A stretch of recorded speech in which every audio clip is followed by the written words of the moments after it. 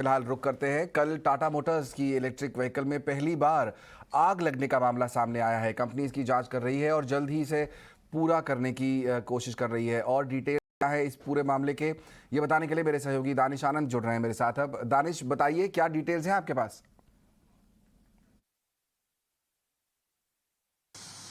देखिए, पिछले कुछ महीनों से हमने काफ़ी ऐसी रिपोर्ट देखी हैं जिसमें अलग अलग ब्रांड्स के इलेक्ट्रिक टू व्हीलर्स में आग लगी है। लेकिन पहली बार एक ऐसी सामने हमारे एक रिपोर्ट आई है जिसमें ये देखने को मिला है कि टाटा मोटर्स की नेक्सॉन ईवी जो है उसमें मुंबई में आग लग गई और सही समय पे फायर ब्रिगेड आई है और उन्होंने आग को बुझाया है। लेकिन ये पहली बार हुआ है जब एक इलेक्ट्रिक कार ने इंडिया में आग उस गाड़ी में लगी है। टाटा मोटर्स ने इस पे एक स्टेटमेंट निकाली है और टाटा मोटर्स ने कहा है कि ये जो एक वन ऑफ थर्मल इंसिडेंट है, इस पे कंपनी एक प्रॉपर इन्वेस्टिगेशन कर रही है, एक प्रॉपर जांच पड़ताल चल रही है इस समय और एक प्रॉपर थॉरो इन्वेस्टिगेशन करने के बाद कंपनी आगे जाके एक फाइनल रिपोर्ट लेकर आएगी। और कंपनी ने ये भी कहा है कि कंपनी ने अभी तक टाटा मोटर्स ने लगभग 30,000 के ऊपर इलेक्ट्रिक व्हीकल्स इंडिया में बेचे हैं और ये पहली बार हुआ है कि किसी टाटा मोटर्स की इलेक्ट्रिक गाड़ी में आग लगी है। तो कुल मिला के अगर देखा जाए तो जहां हम काफी समय से इलेक्ट्रिक व्हीकल्स टू व्हीलर्स में आग लगते हुए देख रहे थे, पहली बार ही हुआ है कि किसी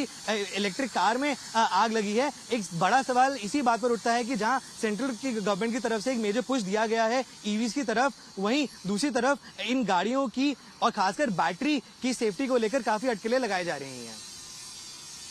शुक्रिया दानिश इस पूरे डिटेल के लिए। तो बिल्कुल सेफ्टी को लेकर एक बड़ा कंसर्न यहाँ पर भी है और पहली बार ऐसा हो रहा है क्योंकि टाटा मोटर्स की इलेक्ट्रिक व्हीकल जो है वो काफ़ी पॉपुलर है, बाजार में एक बड़ा शेयर है और धीरे धीरे वो आगे बढ़ाने की बात भी कर रहे हैं बिजनेस को। चलिए हम फिलहाल फोकस करते हैं उन स्टॉक्स पर जहाँ पर ब्रोकरेजेस ने रेटिंग दी है और उसके बाद हम स्टॉक्स में कुछ मूवमेंट देख रहे हैं। मेरी सहयोगी वामाक्षी जुड़ गई है मेरे साथ बताने के लिए।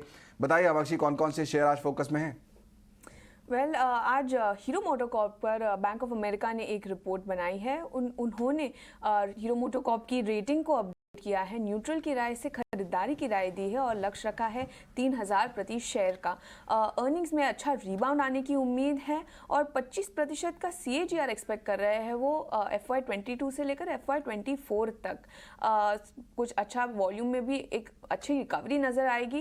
टू व्हीलर्स इंडस्ट्री की जो डिमांड है उसमें भी अच्छा सुधार नज़र आ रहा है और ईवी के जो शिफ्ट से हीरो के जो एंट्री लेवल बाइक का पोर्टफोलियो है उस पर ज़्यादा असर नहीं नज़र आ रहा है और इसी के चलते बैंक ऑफ अमेरिका ने हीरो मोटोकॉर्प पर रेटिंग अपग्रेड की, न्यूट्रल से खरीदारी की और आज आप देख ही सकते हैं स्टॉक में करीब 4% की तेज़ी नज़र आ रही है।